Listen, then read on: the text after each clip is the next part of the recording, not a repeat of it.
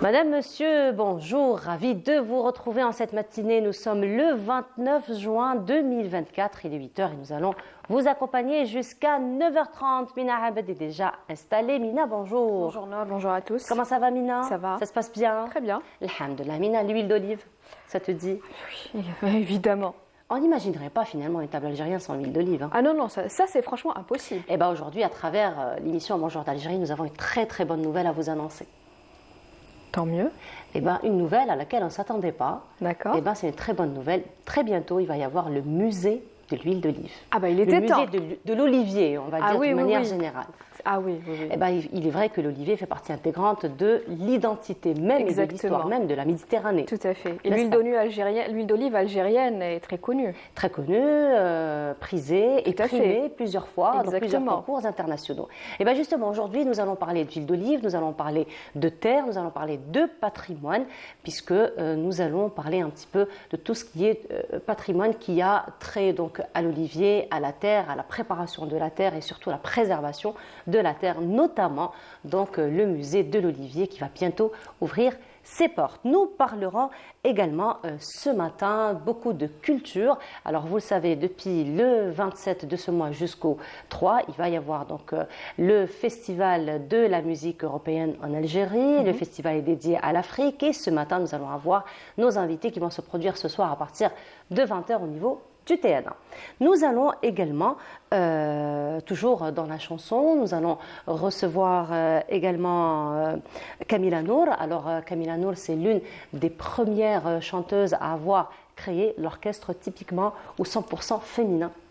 Ah, c'est incroyable ça. Eh bien oui, on va la recevoir ce matin pour avoir de son actualité. Toujours sur le plan culture. Alors ce qui est intéressant, c'est que depuis quelques années, il y a eu donc, donc un prix annuel de la critique d'art d'une manière générale. Et donc c'est un prix qui est décerné aux meilleures critiques d'art. Et cette fois-ci, la critique d'art donc en Afrique, bien entendu. Donc c'est sur tout le continent africain chaque année. Donc la critique d'art est dédiée à un art particulier. Pour cette année, ça va être la littérature. Et tenez-vous bien, c'est un Algérien chroniqueur, journaliste qui a eu le prix. Et nous allons la voir parmi nous ce matin. Et aussi, nous allons avoir Khawla parmi nous, comme chaque samedi. Elle va nous parler des palmiers. Voilà pour le programme de cette matinée. Merci encore une fois à Amal Almi, à Marimaka qui l'ont programmé pour nous. Mais sinon, une carte très ensoleillée pour cette matinée, Mina. Oui, un petit peu comme hier. Hein. Ça sera un petit peu comme hier, oui. Un peu plus de détails peut-être, Mina? Avec plaisir. Avec plaisir. Et ce sera juste après cela.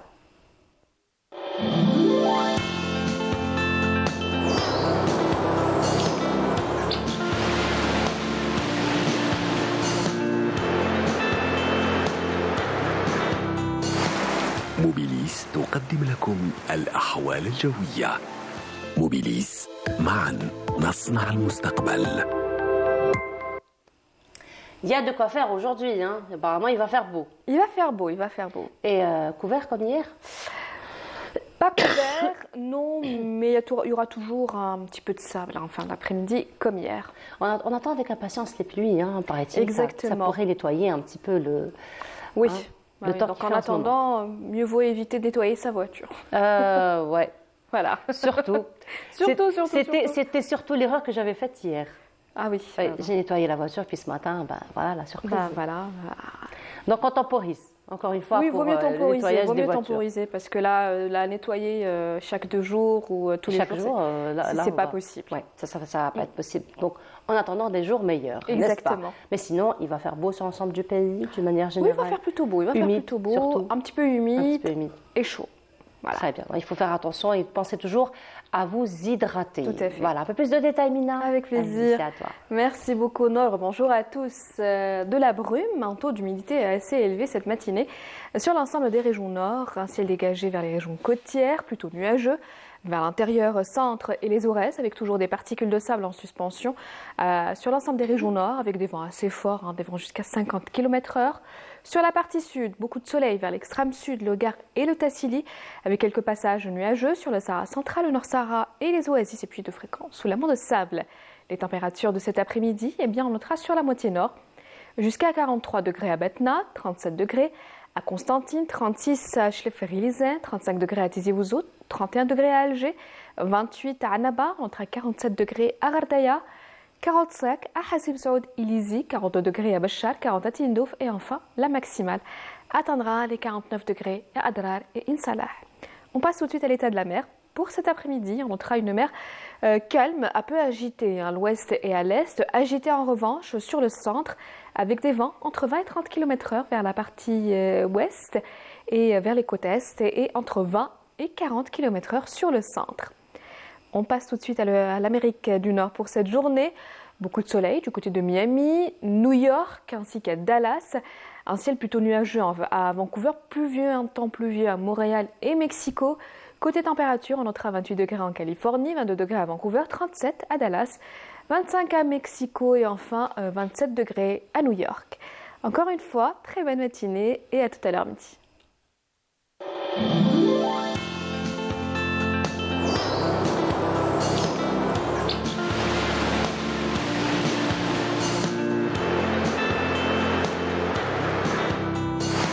موبيليس قدمت لكم الأحوال الجوية. موبيليس معا نصنع المستقبل. Et on note des températures plutôt élevées, hein, 31 degrés, on était à 30 hier, donc déjà 1 degré de plus. Voilà, 31, avec le taux d'humidité, donc il faut vraiment penser à beaucoup vous hydrater, penser aux personnes âgées, aux enfants surtout, et puis se protéger la tête et la peau. Exactement, tout à fait. Très bien, donc on aura un peu plus de détails après le journal télévisé du midi, après celui des 19h, mais avant de se quitter, de nous quitter, enfin de nous quitter, non, parce qu'on va se voir après. On va se voir après. Pas.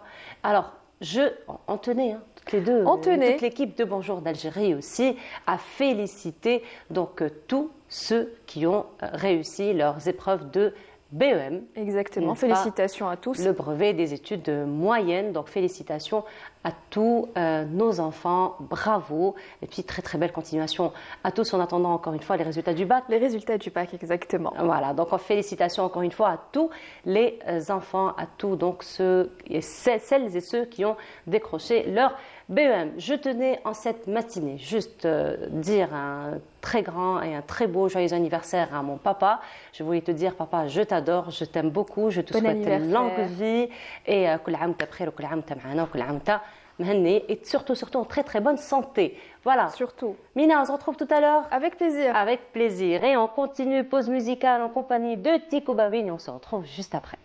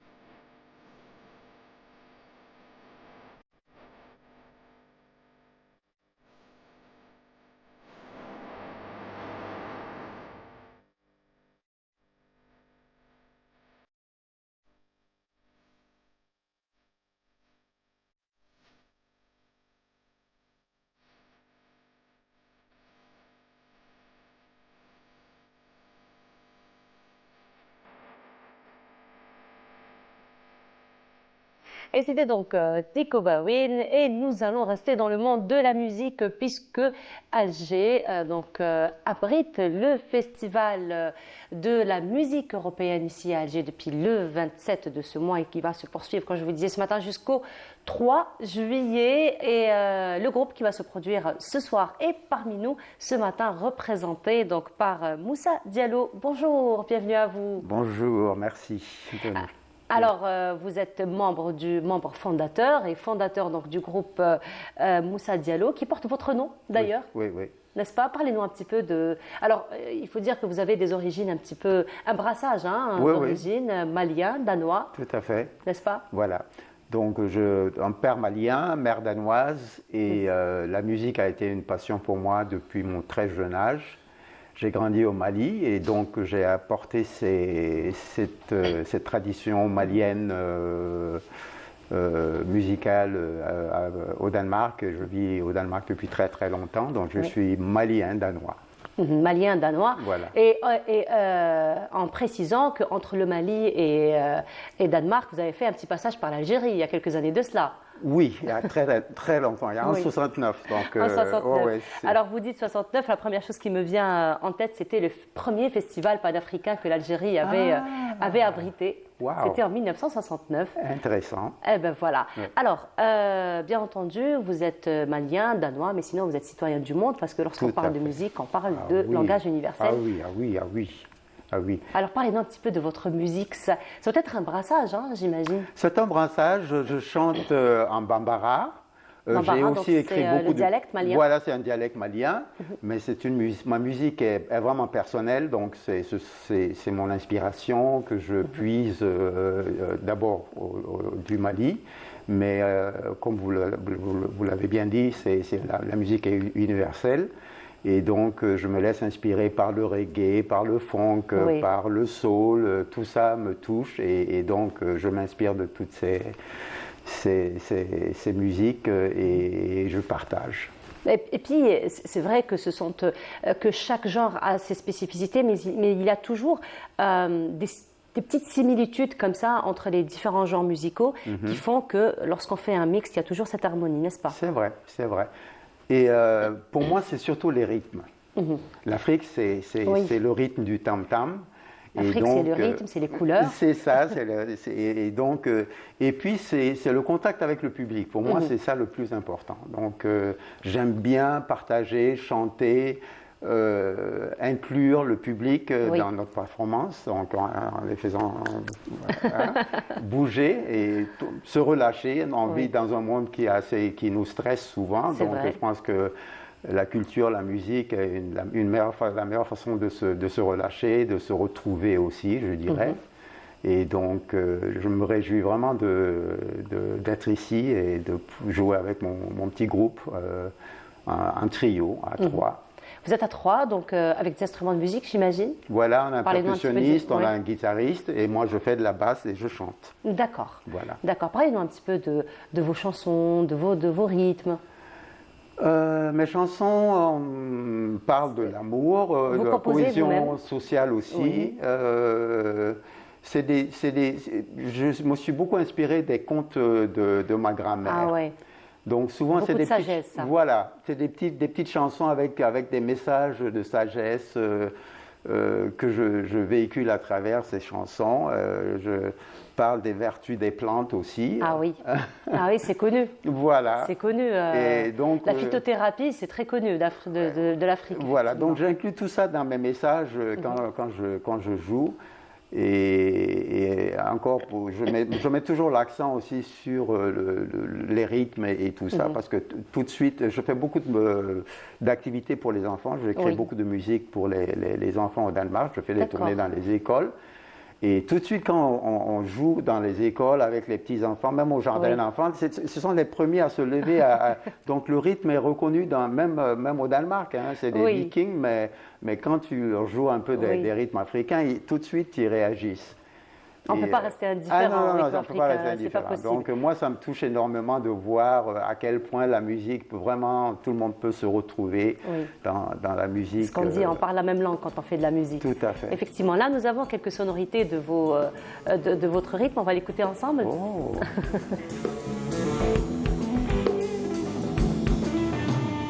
Mutulungela jala koro mutulunge Mutulungela jala koro mutulunge Mutulungela jala koro mutulunge Mutulungela jala koro mutulunge wo Dondumana jala koro donduma wo Dondumana jala koro donduma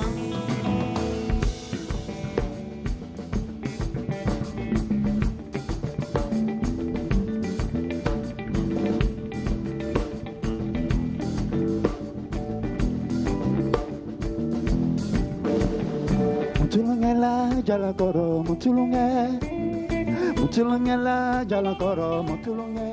Vous attendiez pas, hein? Oui, ça c'est un autre trio. C'est des gens qui ont pris ça comme ça et qui ont mis sur YouTube. Donc, ce n'est pas mon canal officiel. Oui. Mais et là, c'est un trio avec deux autres musiciens. Oui. Et c'est pas ce groupe avec qui vous allez vous produire ce soir. Donc finalement, vous produisez avec plusieurs musiciens.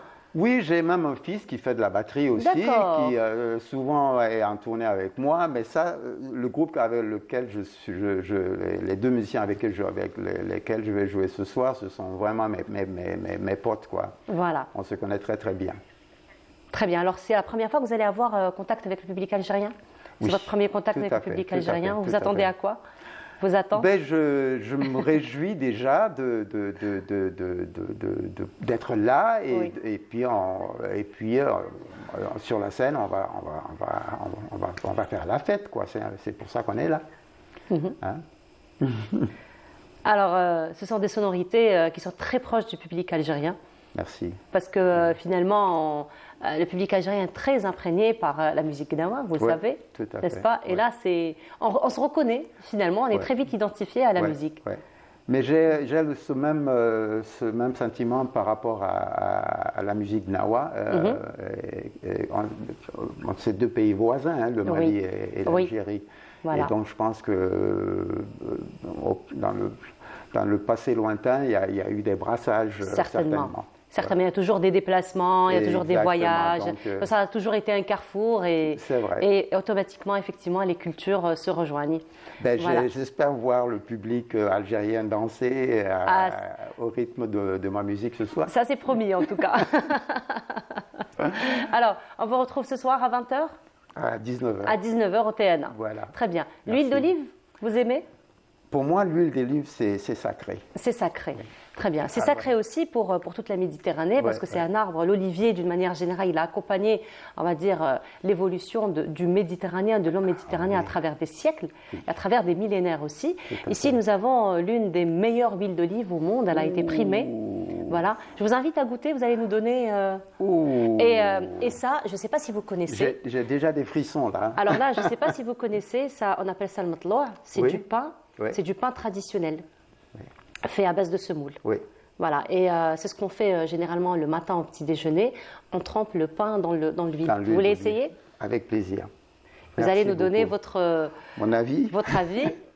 Ah ben, je vois déjà par la couleur déjà, je suis. Vous avez le mouchoir juste à côté. Oui, oui. Pas faire de dégâts ici. Allez, dégustation en direct. Les yeux fermés. Allez, silence. C'est magique. Votre expression dit tout. Oui, j'ai pas besoin de. Il n'y a pas de mots pour expliquer voilà.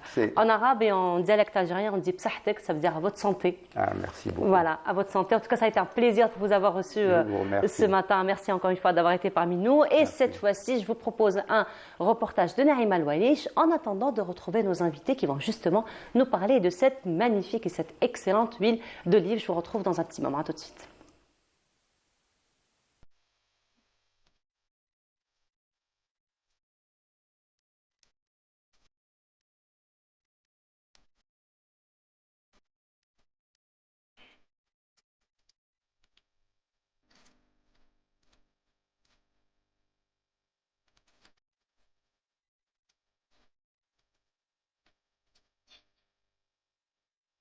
Voici la citadelle élue pour devenir la première cité cinématographique à l'échelle nationale.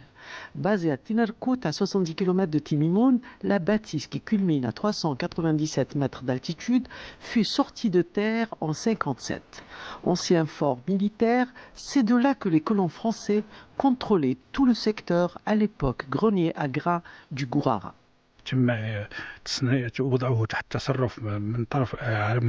Cette cité a été récemment mise sous la tutelle du Centre national du développement du cinéma. Prochainement, elle abritera des complexes cinématographiques qui accompagneront producteurs et autres réalisateurs du 7e art. Cette région recèle d'énormes potentialités touristiques dont peuvent puiser tous ceux qui auront des projets cinématographiques.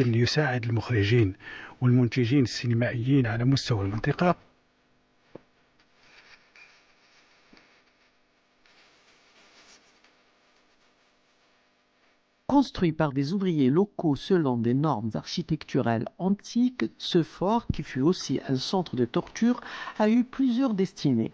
Site de rencontres culturelles, caravansérail, oublié de la topographie régionale et aujourd'hui promu première cité du 7e art.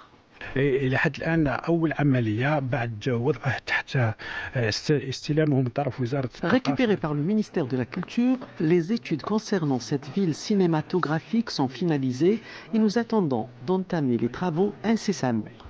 Ces travaux seront bien entendu accompagnés conjointement et par le ministère de la Tutelle et par celui de l'Environnement et par CAPTER, le centre spécialisé du bâti en terre. Celui-ci veillera à ce que les travaux respectent le modèle antique de l'architecture du Sud, à même d'offrir aux acteurs du cinéma les décors idéaux pour leur production.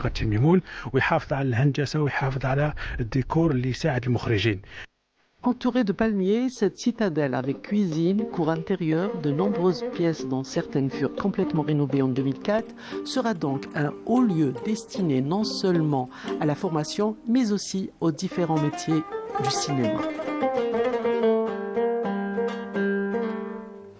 Et de retour sur le plateau, c'est donc un reportage de Naïma Loualiche. Cette fois-ci, nous allons nous intéresser, nous allons rester dans le même domaine, nous allons nous intéresser au patrimoine, à l'olivier, à l'huile d'olive, l'architecture, les matériaux du terroir particulièrement. Et nous avons parmi nous notre ami monsieur Abdelaziz Hachlaf. Bonjour. Oui, bonjour. Bonjour à toutes les auditrices et les auditeurs qui nous regardent. C'est toujours un plaisir de... Merci pour l'invitation. C'est toujours un plaisir de vous compter parmi nous. Le plaisir est partagé. Alors, quand on vous voit, on sait qu'on va voyager dans le temps à travers l'olivier, à travers l'huile d'olive et on va revenir aux sources. J'essaierai d'en faire en sorte à ce que vous allez très bien voyager, très confortablement. C'est toujours le cas en tout cas. Voilà. Marhaba bik. Et parmi nous également, monsieur Ammar Lounès, bonjour, bienvenue à vous. Bonjour, merci pour l'invitation et merci pour toute l'équipe qui nous accueille. C'est un plaisir de vous compter. C'est un plaisir de vous compter parmi nous. Vous êtes architecte. Oui. Et si vous êtes là, c'est parce que justement, il y a un projet très intéressant par rapport à la protection, on va dire, du patrimoine architectural. Alors, je suis invité pour animer un workshop. Donc, j'ai participé à un workshop organisé par la revue Vie des villes à Cléamrouche. Et j'ai participé avec des confrères, Jamal Klouch, qui est architecte urbaniste, Halim Faïdi, des ingénieurs et puis des entrepreneurs algériens. Donc, on essaie de travailler en bonne collaboration et en intelligence collective. Voilà, alors l'objectif, c'est aussi aller vers tout ce qui est architecture de terre, aller vers la protection du patrimoine et surtout rester dans l'utilisation des matériaux propres à cette architecture qu'on connaît. L'Algérie a inspiré les plus grands architectes au monde, c'est-à-dire par son utilisation des matériaux locaux. Sir Ardaya a inspiré Le Corbusier, qui est le plus grand architecte moderne et qui lui-même a dicté presque sa loi de l'urbanisme, mais aussi de l'architecture.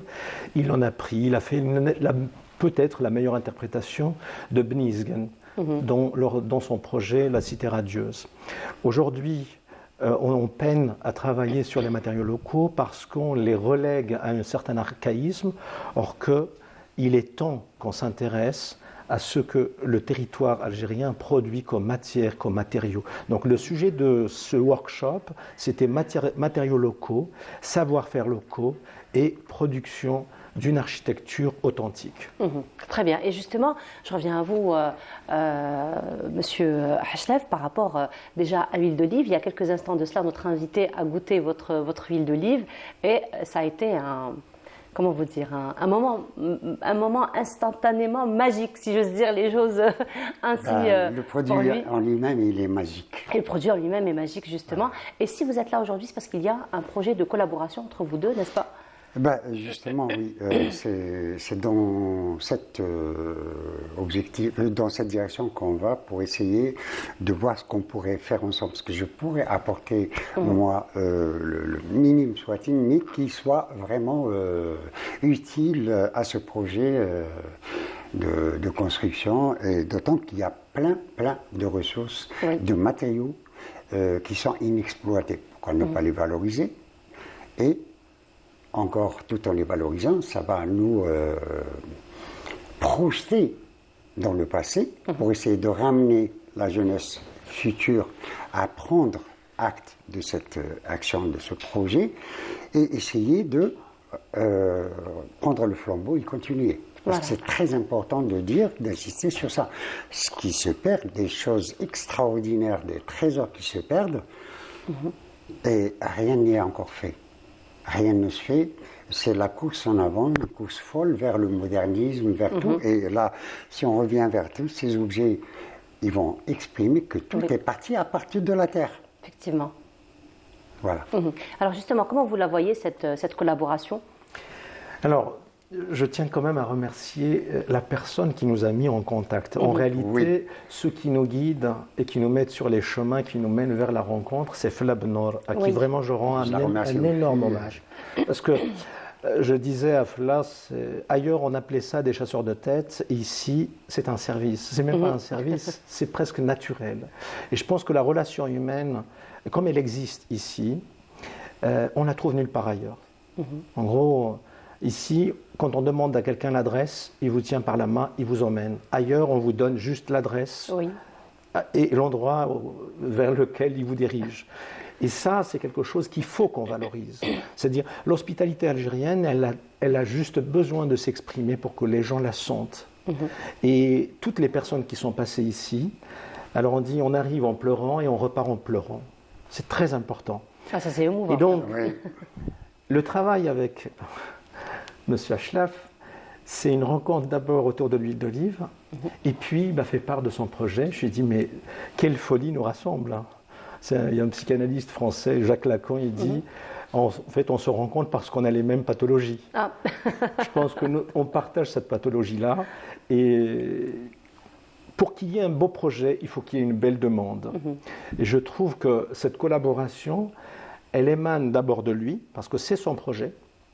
Et puis, la convergence vers un même lieu, vers les mêmes idées, nous permet de travailler les matériaux locaux. Alors moi, je me suis rendu compte que lui récupère tout ce qu'il trouve, des troncs d'olivier, de la pierre, il transforme avec ce qu'il peut tout ce qu'il sait faire. Donc on est dans le art and craft.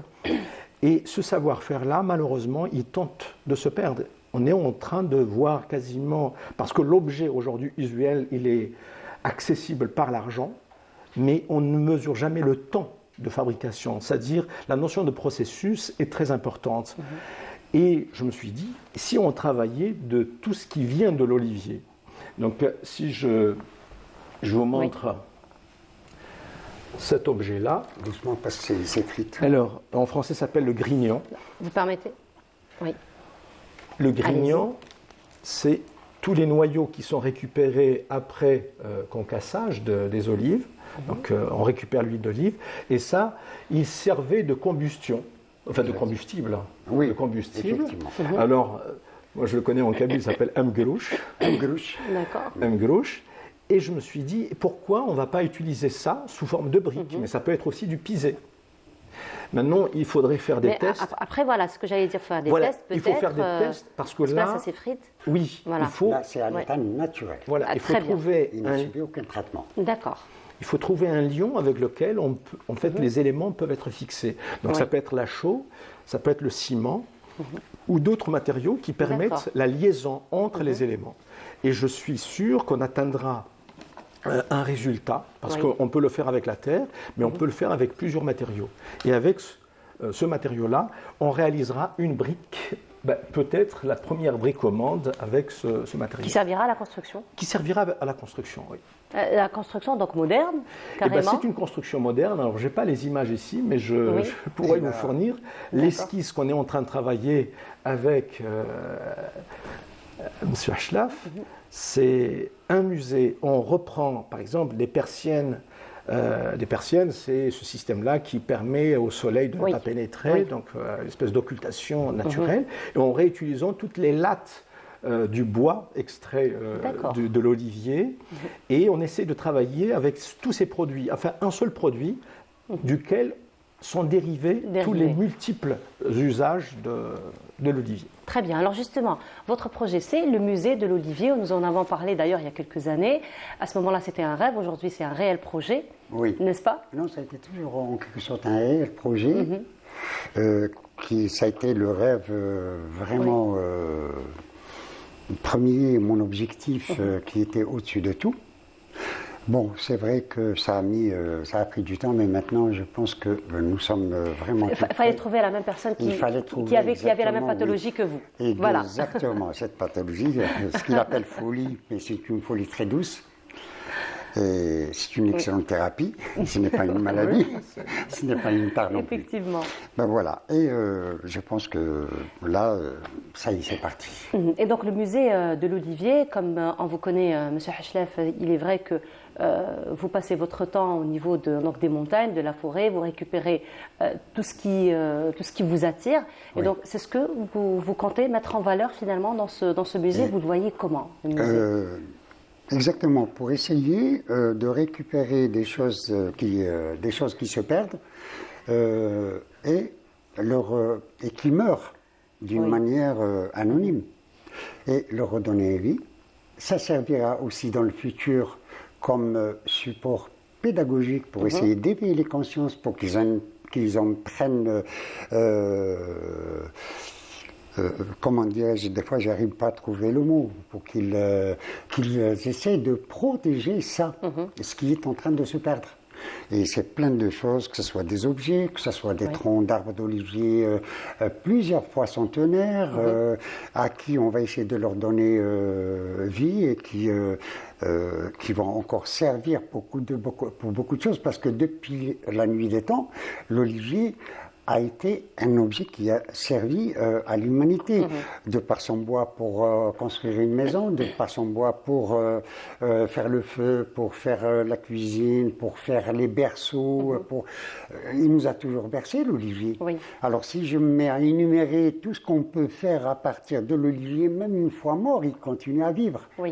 Et nous, notre mission maintenant, elle est celle de le faire vivre le plus longtemps possible. À travers quoi ?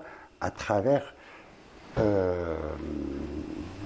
si j'ose dire, son squelette, ce qui est mort, mais il est toujours vivant. Voilà, effectivement. Et donc le musée, dans le projet, vous le verrez construit complètement à base de dérivés d'olivier.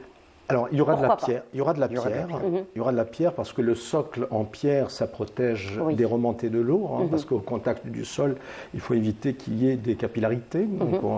Donc, il y a un système de protection.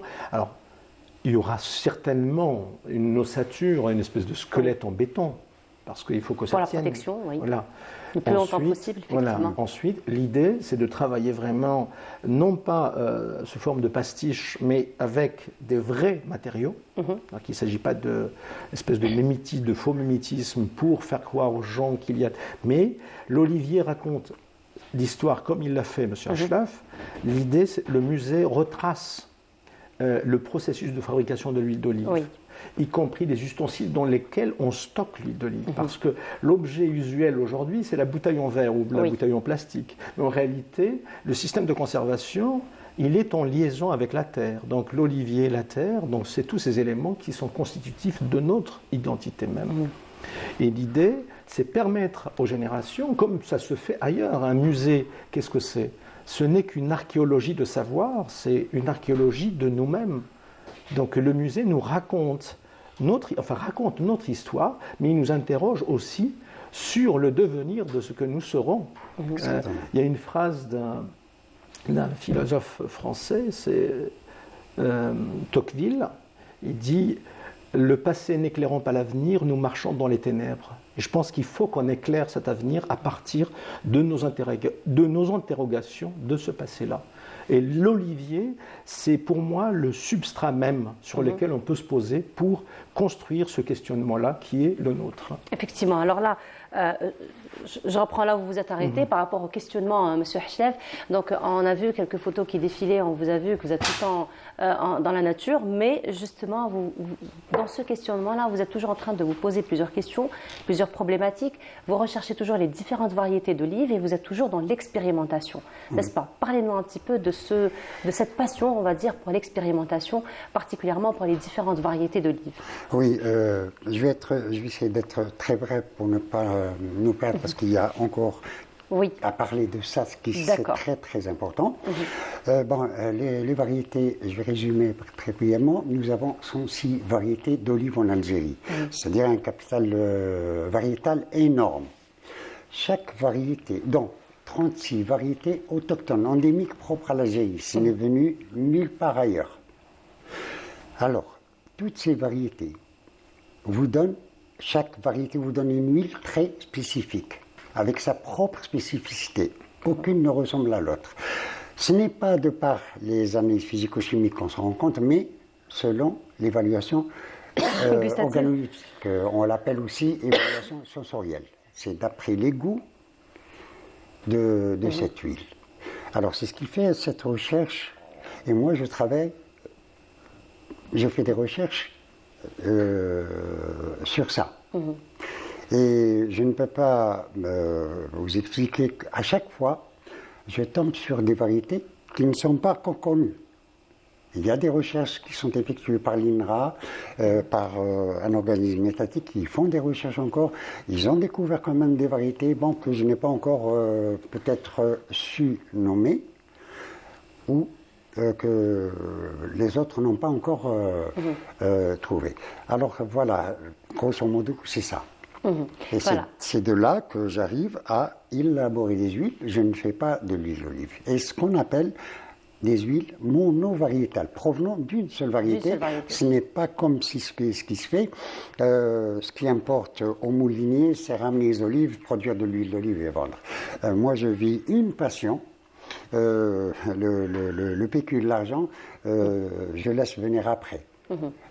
J'essaie de travailler sur ce que je pourrais éventuellement transmettre et faire connaître. Et ça, c'est très important d'avoir un savoir-faire, un tout petit savoir-faire, mais que je voudrais faire savoir. Surtout. Et puis pourquoi pas à travers le prochain musée. Mais sinon, là, notre plateau est vraiment très limité. Très décoré, j'avais envie de dire. Très beau et très décoré, j'avais envie de dire. Aujourd'hui, vous êtes venu avec des objets. Vous voudriez donc les partager avec nous. D'accord. Vous me passez ça. Il y a ça. Il y a ça. Parce que chaque objet est porteur d'histoire. Alors, on va commencer par... Vous me donnez ? Oui. Oui. Comme ça, je pourrais le montrer à la caméra. Voilà. Alors, c'est une lampe à huile. On met de l'huile ici, on met des mèches par là et on allume avec. Alors, la rosa, quand la jeune fille, quand on vient la demander au mariage, elle se met, ses parents acceptent, elle se met à confectionner une lampe à huile comme ça. Et plus elle met des couleurs, plus c'est un peu son CV. Elle montre son savoir-faire. Et à travers cet objet, quand elle part chez elle, ça reste un moyen de communication avec sa mère. Parce que tout ce que vous voyez comme signe ici, il y a un message à travers ça. Alors, quand sa maman veut savoir comment elle se porte et tout, elle envoie un petit lampe à huile comme ça, mais avec un code, un message qu'elle est seule à comprendre dont la maman lui a enseigné, et vice-versa. Alors ça, c'est un objet qui a plus d'un siècle d'âge. Et on en trouve beaucoup dans les musées français. Ils sont à la recherche. Il y a beaucoup, je dirais ça. Il y a des... Je sais pas, je n'arrive pas à trouver le mot. Il y a des gens qui vendent ça. Ils spéculent sur ça. Et ça part à l'étranger. Et ça fait très mal au cœur. Et là, c'est un objet très, très précieux. C'est moyen. Voilà. Mais sinon, pour ce qui est de la matière, c'est la terre. C'est la terre. Alors, c'est la terre et puis les motifs qui ornent cet objet, c'est tout le langage qui est propre aux femmes, parce que ça c'est aussi une tradition féminine, et c'est toute l'abstraction, parce que le motif géométrique, et c'est une anticipation lorsque Picasso a découvert l'art abstrait. En fait, il nous a fait découvrir l'art abstrait depuis l'Europe, mais en réalité, ce ne sont que des emprunts de l'Afrique. Parce que sur tous les territoires, de ce que je connais moi, c'est le territoire d'Afrique du Nord, mais on peut aller jusqu'au Ghana, au Bénin, au Burkina Faso. On trouve des motifs qui ornent des maisons, mais aussi des intérieurs de maisons. Et qui ont tous d'ailleurs un sens particulier, un message particulier à faire passer. On va peut-être passer à un autre objet. Un autre objet, voilà. Brièvement, ça c'est aussi un autre objet mais, qui a été fait par une autre qui n'a pas encore assez de qualification. D'expérience, on va dire. Voilà, ça c'est autre chose. Là, on va rester toujours sur la terre. Là, c'est un, comment dirais-je, c'est une carafe. Non, c'est une carafe. C'est une carafe en terre cuite, ce qui est très ancienne. Elle est déjà ébréchée. Carafe. Voilà. Là, nous sommes sur une... oui. J'allais dire, elle a combien de... Je ne peux pas vous dire, parce qu'il va falloir évaluer, on peut la dater. Possible de dater, il faut voir avec des archéologues alors. Voilà. Alors là, c'est une lampe à huile, d'où l'appellation d'une variété d'huile d'olive, on l'appelle lampante, qui ne sert qu'à alimenter pour faire de la lumière. Voilà. Ça. On va terminer sur un objet. On va terminer sur un objet, alors j'irai sur ça et ça. D'accord, très rapidement alors. Très rapidement. Alors là, c'est une carafe qui a été... c'est un amphore qui a été inspiré de ce qui se faisait en terre cuite. Et là, brièvement, je passe à ça. Alors là, vous êtes sur une jarre qu'on appelle... qu'on appelle le Dame Jeanne. Elle a été découverte accidentellement par un souffleur de verre qui a reçu une princesse qui a été bannie de son village par son entourage, et elle a fui le village. Une fois arrivée dans un autre village, elle a trouvé quand même quelqu'un pour l'héberger, et c'était un souffleur de verre. Alors le matin, quand elle s'est levée, j'abrège le maximum, et quand elle est descendue le matin dans son atelier, elle a trouvé en train de souffler. Et comme il était en train de souffler, et elle voyait les objets façonnés. Et lui, il a regardé, elle était tellement belle qu'il est resté subjugué par sa beauté. Et sans faire attention, il en a fait une jarre plus grande que celle-là. D'accord. Et c'est de là qu'est parti le nom. Il lui a posé la question, il lui a dit, je fais plein d'objets, chaque objet apporte un nom, et là, il va falloir que je lui donne un nom. Comment vous vous appelez? Et elle lui a dit, en réalité, moi, je suis une reine. Ça tombe très bien, quand je m'appelle Reine Jeanne, ça tombe très bien, alors on va l'appeler Reine Jeanne. Et comme elle était humble et modeste, elle lui a dit non, ne l'appelez pas Reine Jeanne, appelez-la Dame Jeanne. Et depuis, ça a été découvert par les Perses au XVIIe siècle, et depuis, à ce jour, elle s'appelle Dame Jeanne. Voilà, magnifique. On a hâte d'avoir le musée, Monsieur Hachlef, ça nous permettra d'avoir plus ample information sur tous ces objets. En tout cas, ça a été un plaisir de partager ce plateau avec votre compagnie. Le musée, c'est dans ce sens qu'il va être fait pour essayer, parce que j'ai encore plein d'objets qui sont porteurs de plein de messages. Et comme vous faites toujours de la recherche autour des objets, donc on a toujours de l'information, n'est-ce pas? Voilà. Pourquoi pas plus tard, Inch'Allah, une fois qu'il sera installé et instauré le musée, des visites pédagogiques pour les écoles. Donc pour avoir, voilà, effectivement. En tout cas, ça a été un plaisir d'avoir été parmi nous. Monsieur Hachlef, merci beaucoup. Le plaisir est partagé. Monsieur Ammar Lounès, ça a été un plaisir. Merci beaucoup. Tout le plaisir est pour moi. On va vous voir plus souvent. Merci de nous avoir accueillis. Merci infiniment. N'est-ce pas? Merci infiniment. En tout cas, ça a été un plaisir, encore une fois. Merci à vous deux d'avoir été parmi nous ce matin. À la prochaine fois, Inch'Allah. On parlera du musée. Inch'Allah. Pourquoi pas? Oui. Inch'Allah, merci Inch'Allah. beaucoup en tout cas encore une fois et on continue. Cette fois-ci, nous allons aller du côté de Béjaïa pour découvrir cette magnifique ville en compagnie de Naïma Hawash et on se retrouve juste après. L'objectif de notre caméra vous emmène cette fois-ci à la découverte de Béjaïa. La perle de la Méditerranée a certes été visitée et revisitée plus d'une fois, mais son charme incomparable séduit encore et draine les visiteurs. Et on ne se lassera jamais de cette côte turquoise, née de ces sites de cartes postales. On se laisserait presque volontiers se perdre dans les ruelles pittoresques et authentiques. Mais avant de perdre le nord, je vous propose une virée aux Iguades, où Dame Nature révèle toute sa beauté. Seul bémol, nous avons dérangé les propriétaires des lieux. Nous poursuivons notre balade.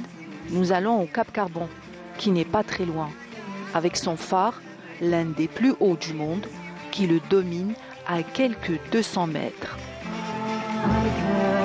Notre visite guidée est loin d'être terminée. Nous retournons au centre et depuis la place emblématique 1er novembre ex-Guidon, nous accostons les touristes. Ah, c'est magnifique, c'est la place Guidon incontournable, passage obligatoire. Il y a plein de choses à voir, le Cap Carbone, la mer, on a tout en fait. On a un beau cadre, c'est magnifique. Que dire? Je crois que ça parle. Le cadre parle de lui-même. Hein. La montagne, la mer, le soleil. Voilà, c'est les vacances parfaites. Je connais tous les endroits ici, c'est magnifique partout. Cap Carbon, quand on visite, les plages, ici, partout, la ville. J'adore Béjaïa, l'Algérie en général. Il faut venir en Algérie, c'est magnifique. Et puis, il y a la sagesse qui parle. Moi, je suis fier de sa beauté, de ses beaux vestiges. ناس جايه سرهم غايه شايل لهيه بمقوريه 99 واقف فيها وسبع جبيلات قابلين لها. Et maintenant, nous allons parler des rumeurs du port avec notre octogénaire. Alors, quand vous parlez de la beauté de Bougie, il faut parler des rumeurs du port. La beauté du port, comme il disait, les rumeurs du port dispensent à la nuit beaucoup de charme encore. C'est ça. Vivre ici, c'est un havre de paix. Pour moi, c'est un havre de paix. J'ai 88 ans, j'ai jamais voulu quitter la ville parce que je disais inoubliable et la demeure qui vit fleurir. Nos premiers jours, maison des mères, c'est toujours la plus aimée et la meilleure. Et au milieu de cette beauté, un cours d'histoire s'impose.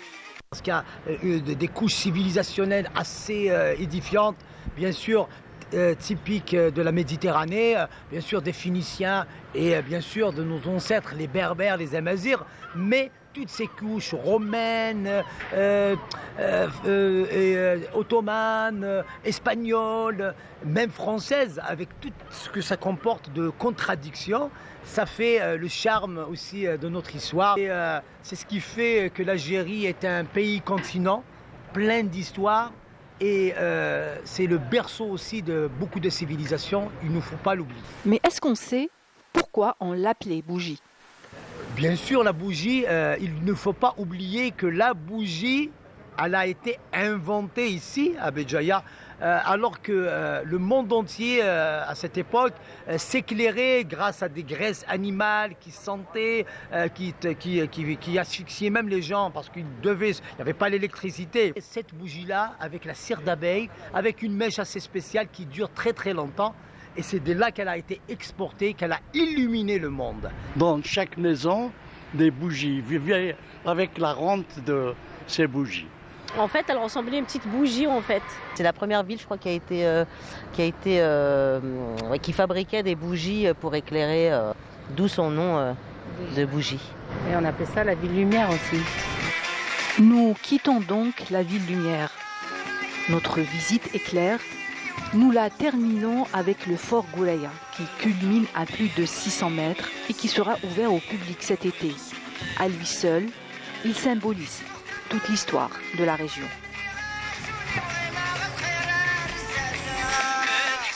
Et place à la culture à présent, puisque une véritable tradition, plusieurs éditions sur le plan africain pour la critique d'art. Nous en parlons ce matin. Il s'agit donc du prix Nos Cultures de la critique d'art en Afrique, qui est représenté ce matin par Madame Leila Assès. Bonjour. Bonjour. Bienvenue à vous. Merci. Merci. Et donc vous chapeautez un petit peu le projet? Non, pas du tout. En fait, j'aide à organiser l'événement de la cérémonie des remises de prix. L'événement de la cérémonie, très bien. Et justement, le lauréat est parmi nous ce matin, Tawfiq Belfadel. Bonjour, Bonjour, merci pour l'invitation. Vous venez de Mostaganem. De Mostaganem, oui. N'est-ce pas? Et vous êtes donc auteur, oui, écrivain, poète, c'est ça? Voilà, un peu multidisciplinaire. Voilà, multidisciplinaire, toujours dans le domaine de l'art, de la littérature, de la culture. Vous détenez aussi un magazine électronique. Voilà, un magazine littéraire électronique, ça s'appelle Lecture Monde, qui est centré sur la critique littéraire et sur les œuvres de la littérature algérienne. Et en même temps aussi, c'est une découverte des littératures du monde. Voilà. Très bien. Voilà, alors je reviens à vous, Madame Assès, donc par rapport à cet événement. Il faut dire que c'est un événement quand même très intéressant dans le sens où on ne connaît pas beaucoup de critiques d'art. On parle beaucoup d'art, mais beaucoup moins de critiques d'art, n'est-ce pas? Tout à fait, tout à fait. Le programme Nos Cultures, initié par l'association Nord-Ouest Culture, qui a un rayonnement panafricain, basé au Burkina, parce que le président Eustache Ogban, que nous saluons, est basé au Burkina en ce moment, est parti du postulat que la critique d'art en Afrique périclite, pour ne pas dire qu'elle n'a jamais été très développée. Et ils ont initié un programme de formation, un programme très, très, très riche, notamment un concours qui a été initié sur la critique d'art, avec une discipline chaque année. Donc il y a eu la discipline littérature, dans Tawfiq et le Roya, mais aussi musique, cinéma, photographie, danse. Donc c'est un programme annuel. Et l'idée, c'est qu'en fait, les candidats, on leur soumet ou bien une œuvre littéraire, ou bien un album à écouter, un film à visionner, et après réception des critiques, il y a un jury qui va statuer. Donc pour la catégorie littérature, nous avions par exemple, parmi les présidentes du jury, aussi une Algérienne, Salah Kharfi, que nous saluons. Et j'étais très heureuse d'apprendre que c'est Tawfiq qui a eu le premier Alors prix. Justement, Tawfiq, félicitations encore Merci une fois. encore. Et donc vous avez pu décrocher le prix de la critique littéraire cette fois-ci par rapport à un livre particulier. Parlez-nous un petit peu donc du choix déjà du livre, de la lecture et de la critique. En fait, pour le choix du livre, c'était pas personnel. C'était pas personnel parce que il était imposé par le magazine. Ils ont proposé un roman de Khawla Hosni, une romancière tunisienne. Et que vous connaissez personnellement voilà, c'est une d'ailleurs. amie que nous saluons. Et c'était un très beau roman. Et on demandait, c'est-à-dire aux participants, de faire une critique sur le roman. Et donc il y avait trois places, c'est-à-dire troisième prix, deuxième prix, premier prix. Et donc voilà, j'étais le lauréat du premier prix. Et voilà, donc on n'avait pas l'occasion de faire la cérémonie avant. Donc ça va se passer aujourd'hui à 15h30, c'est à Dar es Salaam, c'est à Casbah. Alors justement, par rapport à la critique, donc ça impose, on va dire, une méthodologie très particulière et très pointueuse quand on fait de la critique. Il y a donc une méthodologie à suivre et à respecter, n'est-ce pas? Bien sûr. D'abord, comme vous en avez parlé tout à l'heure, la critique est un peu une discipline négligée chez nous, et même peut-être généralement en Afrique. Et d'où le besoin de créer le magazine Lecture Monde. D'ailleurs aussi, la plupart des journaux ont abandonné pour des raisons précises les compléments de critique d'art, de critique littéraire. Et pourquoi c'est important? Parce que ça bâtit un pont entre le créateur, l'auteur ou le peintre et le récepteur qui est le lecteur. Et aussi, ça retrace, ça tisse, entre guillemets, la mémoire culturelle du pays. C'est-à-dire son critique qui va faire, entre guillemets, la biographie de cette littérature, de cette peinture. Et le magazine, il est gratuit, son abonnement. Il est centré d'abord sur la littérature algérienne, parce que déjà, on a des écrivains algériens qui sont publiés ailleurs. Et qui ne sont pas, c'est-à-dire médiatisés ici. On a par exemple Akli Tajer qui est d'origine algérienne, on a par exemple Dali Farah, on a beaucoup de noms qui écrivent très bien. On a aussi surtout un autre problème, les romanciers qui écrivent en langue arabe. Déjà avec la langue française, on a un peu de la chance. Parce qu'il y a beaucoup de médias, c'est accessible dans divers médias.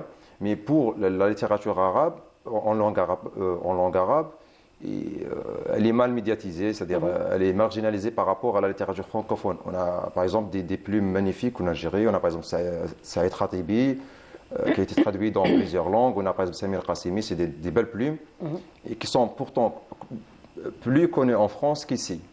Donc je choisis ces titres pour ce critère, c'est-à-dire pour faire la promotion de ces livres.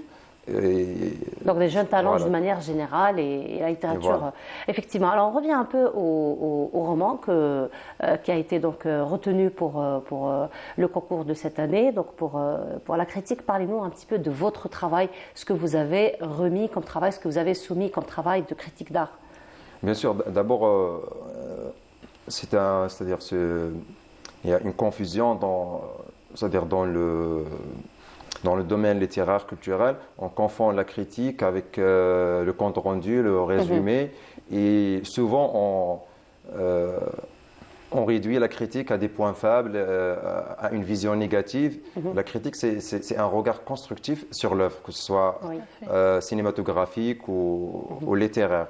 Et bien sûr, il faut respecter la structure, les données théoriques, et aussi proposer, c'est-à-dire ça touche même les points forts, les points faibles. Et c'est un enrichissement d'abord pour l'auteur, pour le critique et pour le lecteur. Donc c'est ça l'importance de la critique. Voilà, alors justement, Leïla, je reviens à vous. Alors, c'est vrai qu'on disait que par rapport à la critique d'art, donc c'est toute une méthodologie, il faut être très pointueux, donc ne pas tomber dans la confusion, comme il disait donc Tawfiq, par rapport donc au compte rendu, par rapport à une simple lecture. Donc, la critique d'art est, j'ai envie de dire, un métier à part entière. C'est une compétence à part entière, et c'est un peu l'objectif, on va dire, de ces éditions, de nos cultures, de la manifestation. Et donc, ce que je voulais dire, c'est que est-ce qu'il y a entre-temps un encadrement par rapport à des formations, un encadrement par rapport à la critique d'art d'une manière générale? Tout à fait. En fait, le programme Non Culture consiste justement à un programme très riche et détaillé où il y a eu en fait des formations en ligne, où j'ai par exemple eu la chance d'être formatrice sur la critique musicale, mais aussi formée sur d'autres disciplines. On part du postulat qu'on ne peut pas être spécialiste dans tous les domaines. Il vaut mieux en fait avoir un domaine de prédilection, comme le fait si bien Tawfiq, et être formé pour cela. Il y a souvent la confusion entre le journalisme culturel qui va faire un peu de compte rendu ou il va juste faire un billet culturel, couvrir un événement, et aussi un critique cinéma, un critique littéraire, un critique musical. Moi, pour ma part, j'écris sur un magazine panafricain aussi, Music in Africa, où je me suis un peu spécialisée. Ça m'a pris du temps pour me définir comme critique musicale, et c'est un peu les autres qui me définissent comme telle. Mais aussi, il faut de la discipline, il faut aussi se former. C'est une grande responsabilité. C'est une grande responsabilité aussi. Et on va dire ma rencontre avec Eustache, ma rencontre avec nos cultures m'a permis d'avoir plus d'acquis, de rencontrer d'autres critiques chevronnés. J'ai eu la chance d'être membre du jury pour la catégorie critique musicale. Donc on a les lauréats en fait, ou les candidats ont critiqué un album, j'ai oublié le nom, pardon, d'une chanteuse gabonaise. Et justement, c'est très intéressant de voir en fait comment on peut suivre l'évolution de ces futures critiques musicales. Il y a eu plusieurs formations en ligne.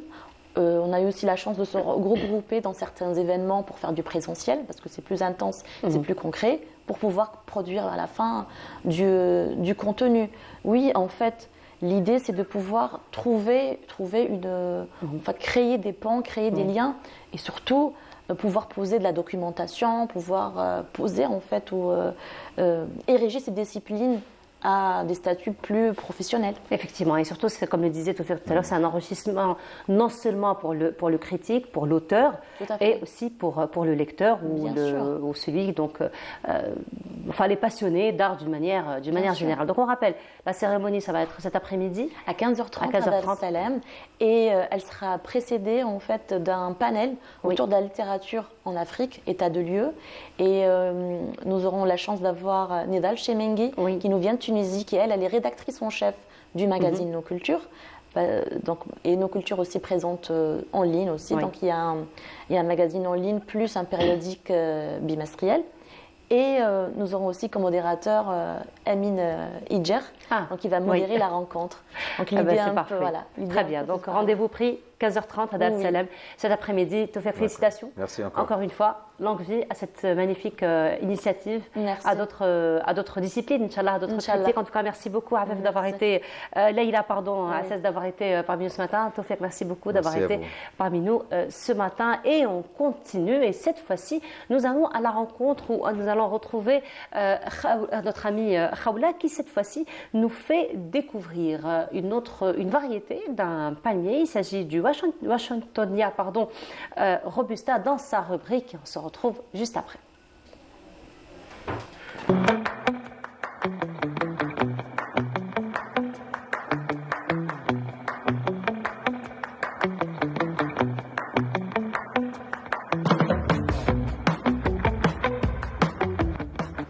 Washingtonia Robusta, également connu sous le nom de palmier éventail mexicain ou le palmier de Washington, qui appartient à la famille des Asteraceae, originaire du nord mexicain. Ce palmier peut atteindre des hauteurs impressionnantes de 25 à 30 mètres dans des conditions optimales.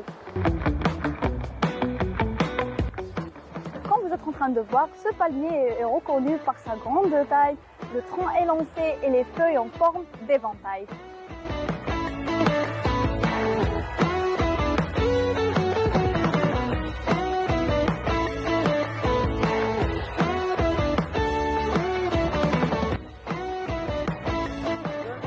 Les feuilles en éventail peuvent mesurer 1 à 1,5 m de large, ajoutant à son allure imposante et élégante. Son tronc élancé peut mesurer jusqu'à 60 cm de diamètre. Washingtonia Robusta est principalement utilisé dans plusieurs domaines, tels que aménagement paysage urbain, réhabilitation écologique et dans l'ornementation. Alors, malheureusement, cette espèce sera attaquée par divers ravageurs. On trouve le charançon rouge, des palmiers qui provoquent le jaunissement des feuilles et des perforations sur le tronc. Pour le prévenir, une surveillance régulière est essentielle, ainsi que l'utilisation de pièges à phéromones et d'insecticides systémiques. Les cochenets aussi, qui laissent des taches sur les feuilles et les tiges, peuvent être contrôlés par le nettoyage des feuilles, l'application d'huile horticole et d'insecticides spécifiques. Mais aussi le papillon palmivore, qui est un autre ravageur notable dont les larves infestent le tronc. La surveillance, les pièges à phéromones, les insecticides spécifiques et les parasitoïdes naturels tels que Bacillus thuringiensis sont recommandés pour le combattre.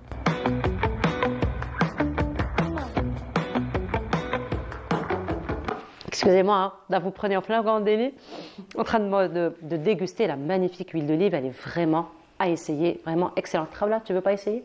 Bonjour déjà. Bonjour, ben oui, pourquoi pas. Vas-y. Je vais prendre un... Ça, c'est des occasions à ne pas rater. Hein. Tu as le mouchoir juste à côté. Ah oui, merci beaucoup. Tu nous donneras ton avis hein, entre-temps. Toi, la spécialiste maison. Non, c'est bon. Alors? C'est très bon. C'est excellent. Très bon. Excellent. Alors aujourd'hui, Khawla, justement, est en train de voir, dans ton reportage, tu as parlé d'une autre variété de palmiers, n'est-ce pas? Ça va être notre sujet aujourd'hui. Exactement. Donc c'est le Washingtonia Robusta. D'ailleurs, c'est une espèce qui est connue par sa grande taille. Donc c'est un palmier qui arrive, c'est-à-dire qui a une hauteur de 25 jusqu'à 30 mètres. Il est aussi, c'est-à-dire il appartient aussi à la famille des c'est-à-dire à la famille des arécacées, l'exemple de la camomille, le tournesol, etc. Et puis c'est une espèce non endémique, bien évidemment, il est d'origine du Mexique. D'ailleurs, c'est la raison pour laquelle on l'appelle aussi, il est connu pour ses feuilles d'éventail, c'est la raison pour laquelle on l'appelle le palmier éventail mexicain ou bien le palmier du Washington. Qui s'est très bien d'ailleurs acclimaté avec l'environnement. Oui. Surtout, je dirais, algérien. C'est vrai qu'en termes de conditions, il est très exigeant en termes de, c'est-à-dire sécheresse, etc., pour qu'il donne un résultat, un très bon rendement, je dirais, avec une hauteur bien importante. Quand tu dis exigeant sécheresse, ça veut dire qu'il demande beaucoup moins d'eau, c'est ça? Non, il est exigeant, c'est-à-dire il est exigeant en termes d'eau. En termes d'eau, voilà, c'est le contraire. C'est pas la sécheresse, je m'excuse.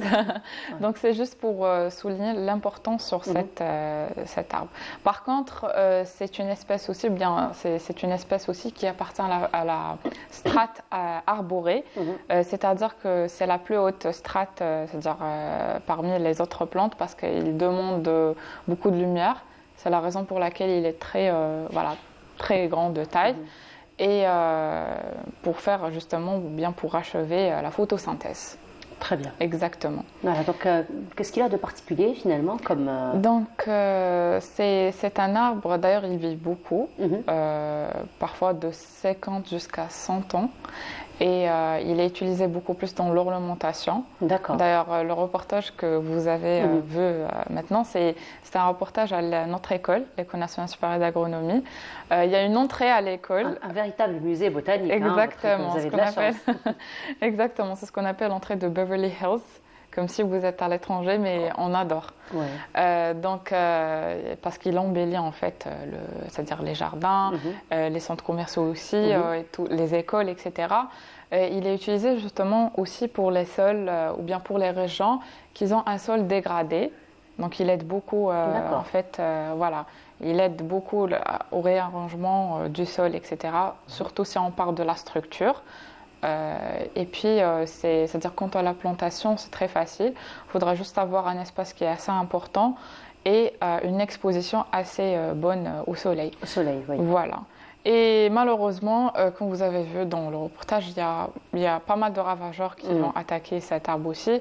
D'ailleurs, c'est la raison pour laquelle parfois, vous allez remarquer que les feuilles vont tomber tout d'un coup comme ça, mais cela est dû malheureusement soit c'est dû justement au stress hydrique, c'est-à-dire qu'il n'y avait pas assez d'eau, un apport important d'eau, mais aussi peut-être il est dû aux certaines maladies, certains ravageurs, des champignons qui vont attaquer ce palmier. Et l'entretien, j'imagine, il est un peu difficile, vu que c'est un arbre imposant. Exactement, mais il suffit juste de suivre, en fait, de bien veiller à ne pas avoir certaines maladies. Donc, il faudra monter jusqu'au bout, jusqu'à 30 mètres pour voir un petit peu les feuilles, etc.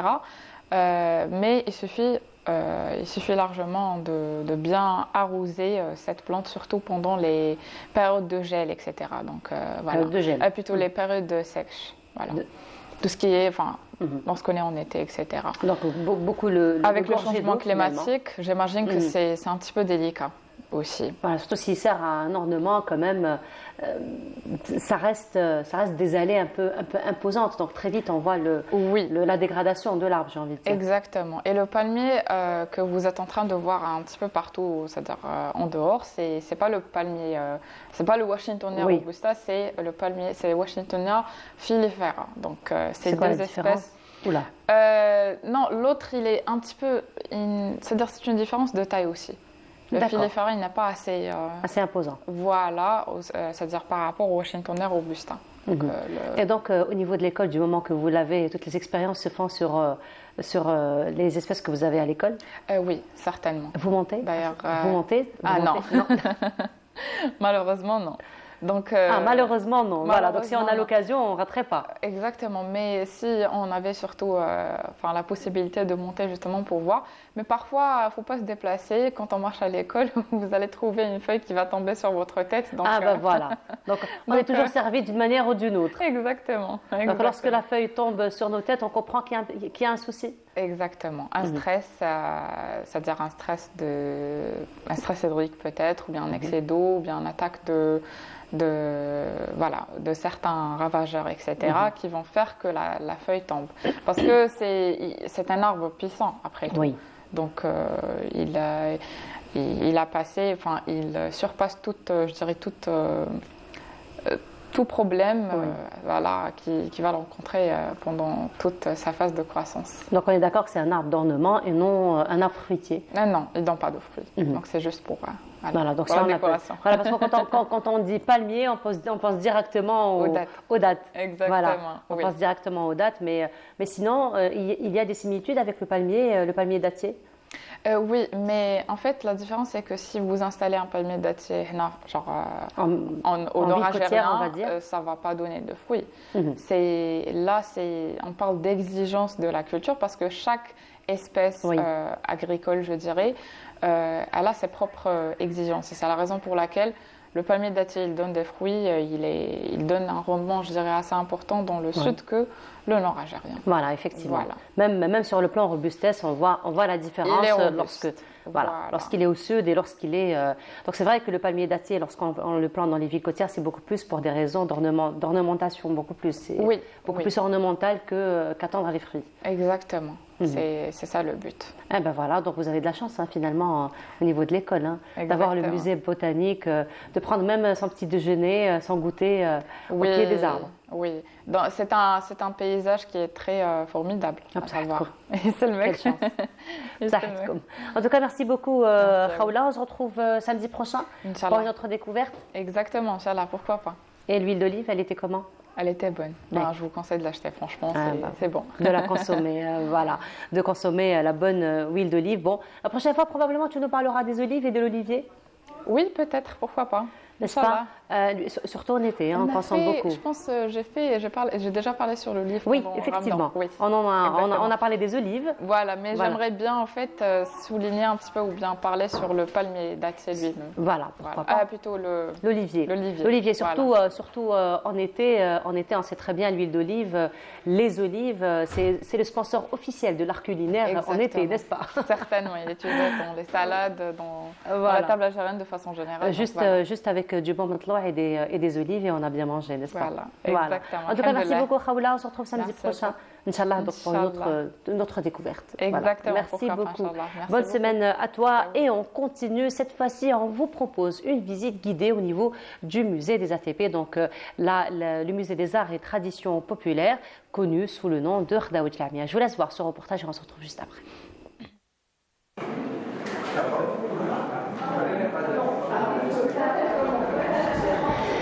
Palais de la princesse Khadija, Dar al-Bakri ou encore Palais de Khdaout Lamia. Autant de noms donnés à ce monument historique, planté au cœur de la Casbah d'Alger. Un lieu incontournable qui renferme autant d'objets et de légendes de notre patrimoine. C'est très très beau, mashallah, Allah Ibarek. Il y a beaucoup de choses à visiter. C'est très très joli. C'est un pays très accueillant. Franchement, je suis satisfaite et heureuse d'être ici. C'est un pays que je voulais visiter depuis longtemps parce que mon père a grandi de ses 11 ans à ses 22 ans ici, Allah yarhamou. Et du coup, on voulait retourner sur ses traces, des endroits où il nous racontait son enfance, les endroits où il a grandi. Donc, c'est un plaisir. Et franchement, je suis surprise parce que j'ai eu des échos sur l'Algérie. Et franchement, je suis épatée. C'est beau, c'est propre. C'est accueillant. L'Algérie, c'est propre, c'est pas cher. Les musées racontent bien l'histoire d'avant et tout ça. Qu'est-ce qui t'a attiré le plus? C'est les histoires, les photos, tout le musée en fait. Tout, l'Algérie. En 1987, il devient le siège du Musée national des arts et traditions populaires. Les chercheurs dans le domaine du patrimoine et les architectes se sont attelés à récupérer les pièces du musée, soit en les rachetant, soit au moyen de dons effectués par des citoyens ou des institutions. Les objets qui sont là, ils sont le fruit du centre d'artisanat de 1947. Quand il a été centre d'artisanat, ils ont collecté pas mal d'objets ici au musée. Et quand il était musée national des arts traditions populaires, et pratiquement ça, c'était en 1987, alors on a commencé à faire des acquisitions. Les acquisitions soit par don ou par achat. Les dons, on les acquis par le bien des gens qui aiment le patrimoine en général. Et les achats, enfin, c'est des gens qui ont besoin d'argent, quoi. Alors, ça, c'est les procédures. Il y a une commission interne au musée, et puis il y a une autre commission au niveau de la tutelle, et on valide le dossier d'acquisition et on fait rentrer le bien culturel dans les biens domaniaux algériens. Des pièces anciennes très précieuses, des meubles, des travaux de tissage, de dinanderie, de cuir et de bois représentant les différentes régions du pays sont exposés dans cette somptueuse demeure. Mais comment sont préservées les anciennes pièces du musée? Il y a pratiquement 3 procédures. Il y a la conservation préventive, qui est pratiquement, c'est l'entretien, enlever de la poussière, comment dirais-je, travailler autour de l'objet qui veut dire il faut surveiller l'humidité et la température, les polluants, et comme on est aussi au musée qui est vraiment dans un tissu urbain, qui veut dire il y a les voitures, il y a le métro, il y a tout ça. C'est un point positif parce que le musée est très bien desservi par les moyens de transport, mais les moyens de transport ils sont un inconvénient aussi pour la préservation des collections. Aussi, il y a la conservation curative. Quand on trouve que l'objet, par exemple, il est atteint d'une maladie, par exemple, comme le bois, les insectes, on trouve des insectes ou des moisissures, etc., on passe à la conservation curative. Dans ce cas-là, on travaille directement sur l'objet. Alors, ce qui fait, on va utiliser en quelque sorte des produits chimiques et des lubrifiants, etc., qui ne sont pas néfastes pour l'objet, mais on les utilise avec prudence. Entre la légende et la réalité qui ont entouré ce site majestueux, la maison El Bekri, comme il plaît aux Algérois de l'appeler, est là et bien là, remplissant la mission historique, celle de rester avant tout ce lieu d'authenticité qui unit les générations. Ce qui fait la richesse de notre patrimoine, c'est sa diversité. En plus, aujourd'hui, on célèbre le mois de patrimoine de chaque année, du 18 avril au 18 mai.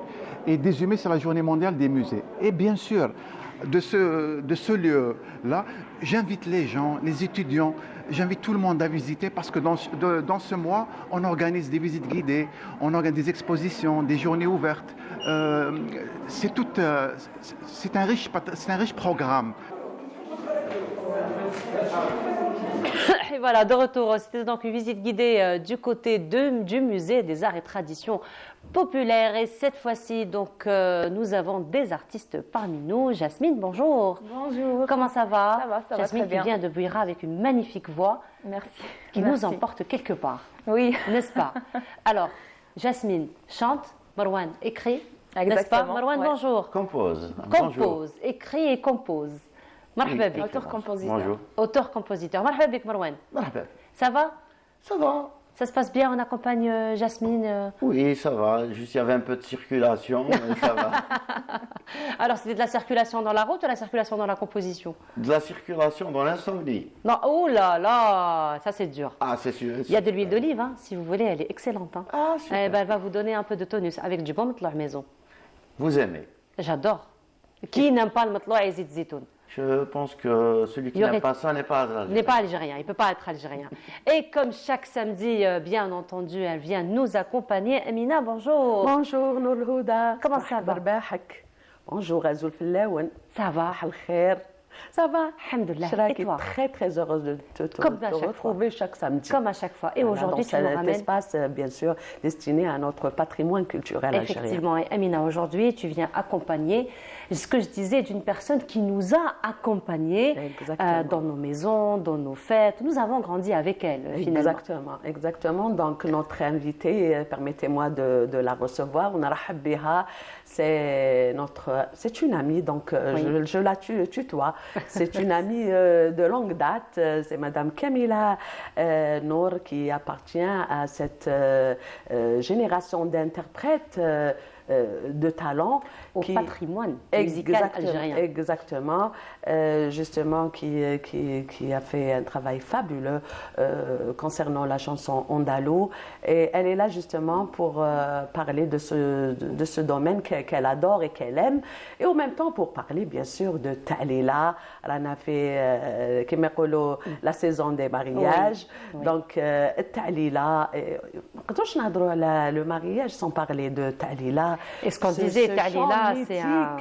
qu'on adore et qui d'entre nous n'a pas versé des larmes en écoutant ce chant, surtout avec le refrain qui dit Benti ya benti ya miftah ad-dar شحال خدمتي على ميمتكم وما شتكيتي. Bonjour.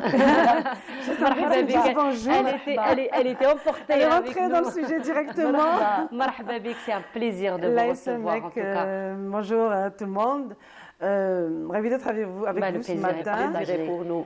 Et puis on rappelle pourquoi on disait que Kamila Nour est un patrimoine. On rappelle que vous êtes l'une des premières à avoir constitué l'orchestre féminin. Exactement. La première soliste aussi, Khadija. Oui, j'ai été la première femme.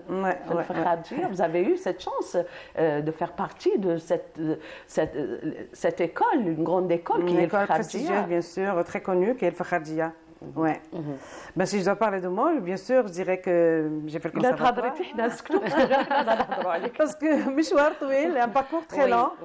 Mais bon, Amina, tu as résumé. J'ai été sollicitée par Amina pour parler d'un sujet très important dans la fête, dans le mariage. Il y a une petite rubrique pour parler de Talila. On va en parler, bien sûr. Alors, avant de parler de Talila, je reviens à vous, Jasmine. Alors, Jasmine, chanteuse, n'est-ce pas? Une très très belle voix. Parlez-nous un petit peu de comment vous vous êtes retrouvée dans la chanson. En fait, dès mon jeune âge, j'ai toujours aimé chanter. Et avec Marwan, je l'ai rencontré. C'était à la maison, chez nous. Et lui qui était déjà auteur-compositeur, qui travaillait déjà dans la musique, il ramenait son synthé et on faisait des petits trucs comme ça durant les fêtes, les anniversaires.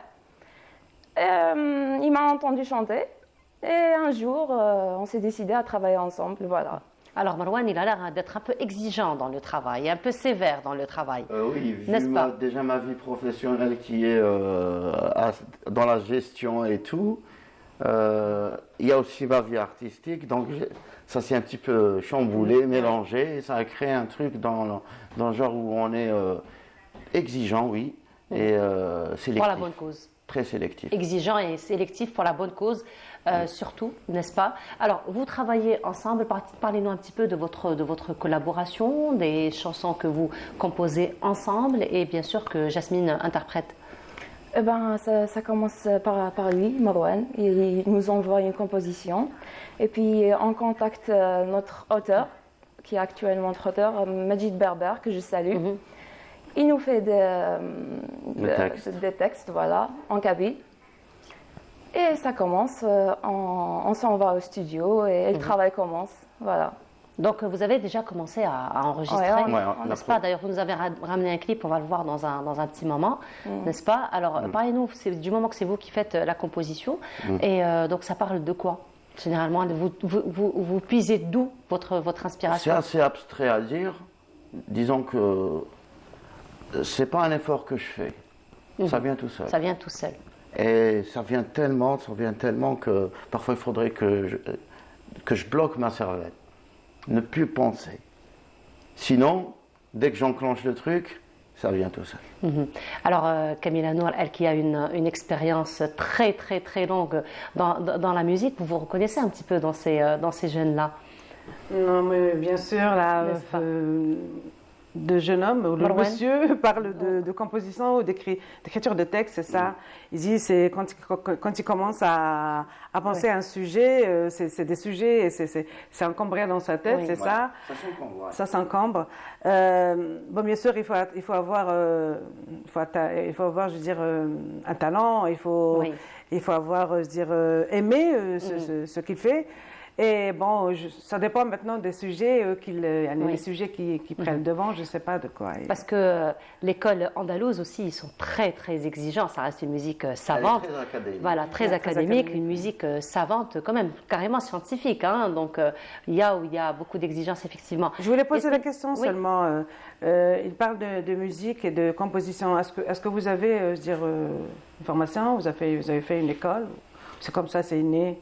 Ouais, j'ai fait l'école, j'ai fait le conservatoire. C'est pour ça. J'ai commencé le piano à l'âge de 4 ans. C'était déjà Je remercie mon père pour ça. Et, du moment que je remercie mon père, je remercie aussi ma mère. Je lui souhaite un propre rétablissement. Elle est très malade, je lui souhaite un propre rétablissement. Et grand merci au docteur Abdelaziz qui a su trouver ce qu'elle a. Et l'accompagner dans ce qu'elle a. Voilà, oui. Vous savez pourquoi elle pose cette question, Camilla Nour? Elle a commencé sa carrière, elle avait 10 ans aux Beaux-Arts. Donc très jeune, spécialité piano. Oui, je commençais par le piano. Moi, de prédilection, c'est le piano. Qui m'accompagne toujours. Voilà, exactement. Qui l'accompagne toujours, Camilla Nour, on le dit toujours. Nous avons grandi avec elle et nous avons grandi avec sa voix, effectivement. Jasmine, vous nous faites découvrir un petit peu votre voix? Je vous chante un petit quelque chose. Je vous laisse, oui, en a cappella. Je vous laisse. Alors, la régie, on vous demande quelque chose en anglais, jazz en anglais. C'est la régie qui demande. Très bien, d'accord. Du Frank Sinatra, pourquoi pas? Oui. Pourquoi pas, oui. La nostalgie. Start spreading the news. I'm leaving today. I want to be a part of it. New York, New York. These vagabond shoes are longing to stray right to the very heart of it. New York, New York. Bravo. Wow. Magnifique. Bravo Jasmine, bravo. Et bien, qu'est-ce que vous en pensez? Un joli timbre. Un joli timbre. Mais Mais on aura l'occasion d'écouter le clip dans un petit moment. Voilà, une chanson de votre composition, c'est ça? Voilà, dans un petit moment, on va la découvrir. Et c'est de la pop en kabyle. D'accord, c'est de la pop en kabyle. Donc finalement, c'est un brassage. Hein. On s'est dit, il n'y a pas de pop en kabyle. Pourquoi ne pas le faire? Pourquoi ne pas le faire? Voilà.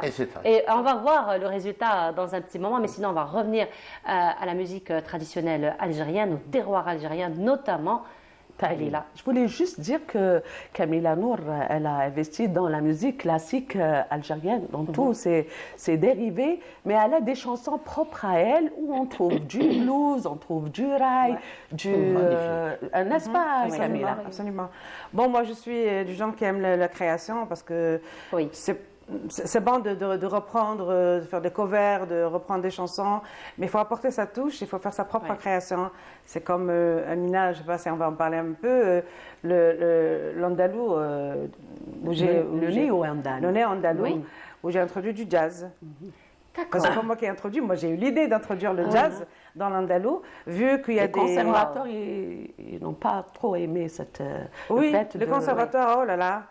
Après, il y a toujours ce débat entre modernisme, les gardiens du temple, à l'époque, quand je l'ai fait, je suis devenue une personne non grata dans le domaine de la musique andalouse. Non, mais vous êtes restée toujours dans la nouba, elle est restée toujours dans le... Non, mais j'ai pas touché à la structure, elle est restée telle qu'elle.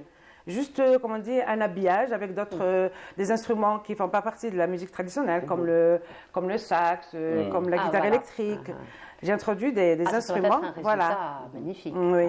Mais le chant restait lui-même, la structure est restée telle qu'elle. Donc, j'ai pas blasphémé, j'ai pas touché. C'est comme si j'avais blasphémé parce qu'à l'époque. Ils n'acceptent pas l'évolution. Oui. Après, c'est des points de vue. Après, ils ont fini par accepter. Voilà. Maintenant, après, c'est mais moi, avec le néo-chabi, l'équipe Talon Saoudi et compagnie, ils ont fait des fusions. Exactement. Moi, je leur ai dit que l'andalou est là, il existe. Le patrimoine algérien n'est pas touché. Il y a beaucoup qui le préservent, qui les chantent à son état pur. Il y a eu des enregistrements, il y a eu une conservation donc, de ce patrimoine. Mais moi, quand j'ai eu l'opportunité d'enregistrer, je me suis dit, il faut que je fasse quelque chose de nouveau. Il faut que j'apporte la création, il faut que j'innove, il faut que j'apporte ma touche. Donc, j'ai revisité la musique andalouse en lui introduisant du jazz et ça a donné un très bon résultat. Pour ça, je vous dis bravo. Merci. J'ai hâte d'écouter. Parlez-nous un petit peu de Talela, on n'a pas beaucoup de temps. Voilà, on est venu pour Talela. Talela, surtout. C'est un instant extrêmement émouvant. Ma jeunesse, enfin mon enfance. J'ai eu cette chance d'être grandi dans un quartier populaire. Donc c'était Stoh, Al-Msama, bon, Wustdar, je ne me rappelle pas. Mais Stoh, Al-Dar, je me rappelle, Msama. De toute façon, Talela, elle existe jusqu'à aujourd'hui. On n'imaginerait pas un mariage algérien sans Talela. Talela, disons que c'est une chanson très très importante et qui se chante à un moment très important de la fête, du mariage. C'est au moment du mariage. Oui, et c'est au moment où la mariée porte la robe blanche. C'est le moment. Voilà, c'est le moment où je dis. Avant la robe blanche, bon, c'était les préparatifs, c'était le khotba, les préparatifs, la fête, l'allégresse et tout ça. On oublie un peu que la fille, elle va partir. Et c'est à ce moment-là, c'est quand elle porte la robe blanche, qu'on réalise, voilà, maintenant, c'est une nouvelle vie pour elle. Elle va adopter notre famille, elle va aller dans une autre famille. C'est une nouvelle vie qui commence pour elle. Donc, moi, je ne pourrais pas vous dire exactement qui c'est qui a écrit là, je ne sais pas. Mais c'est des paroles avec beaucoup d'émotion. Mais avant, je me rappelle, ça fait des années avant, au moment de Talela, il y avait une très forte émotion. Tout le monde pleurait. La maman pleurait, les sœurs pleuraient. Même les invités pleurent. Les invités pleurent parce que c'est une chanson où il y a beaucoup d'émotions. Ok, c'est un peu de temps pour... Je vais essayer en a cappella. Liesse, je précise que liesse, c'est l'allégresse. C'est un mot en français, liesse. L-I-E-2-S-E. C'est l'allégresse, c'est la joie. Alors, on commence par liesse. Parce qu'il y en a beaucoup qui disent liesse. Non, c'est liesse.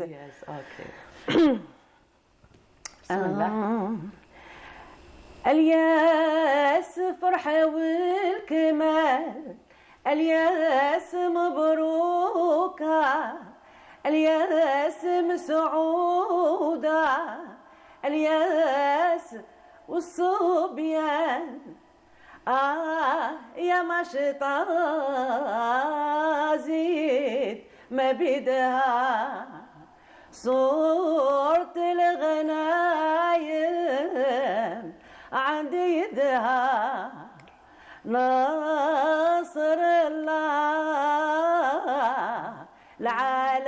العالمين وحن على الله متوكلين يا عروسة يا عرايسي يا رقبة الزهر اليوم الهني دايم الهنا يا ناس العروس يا سيدي خدين الوردي يعجبني العروس